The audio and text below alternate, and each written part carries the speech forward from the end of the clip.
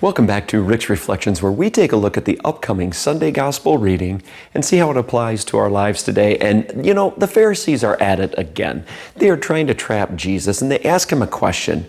And Jesus has this uncanny ability to take the most complex things and simplify them for us so that everybody can understand.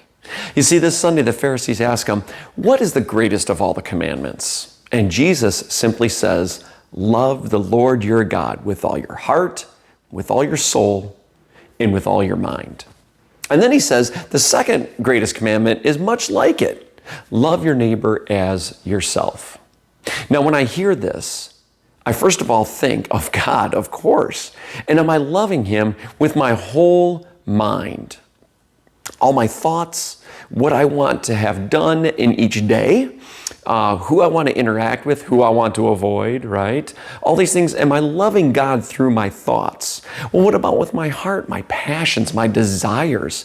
Am I loving God through those? And of course, with all of my soul, with all that I am, is my purpose for being here what God wants? Or is it what I want? And then we go into that little tricky part, right, about loving your neighbor as yourself.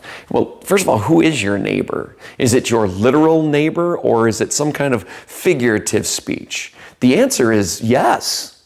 It's both. It is your neighbor, which it used to be that you knew all your neighbors. You knew everybody in your neighborhood. You used to have block parties. You used to do all these things together as community. And now we're a lot more closed off. A lot of us don't even know the names of all of our neighbors, let alone one neighbor, right?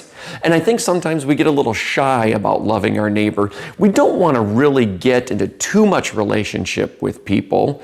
You know, nowadays it's a little different. But if God is challenging us, if Jesus is challenging us to love our neighbor as ourself, then we have to put others first and foremost. And it's a very simple way to remember this, right? The word joy. I love people with joy. And if we live our lives with joy, it's very easy. You start with the J, which stands for Jesus, then the O, which is others, and then the Y, which is you, and we love in that order. Jesus, others, you. Today, let us live with joy. Let others see our joy and so much love what we have that they want it too.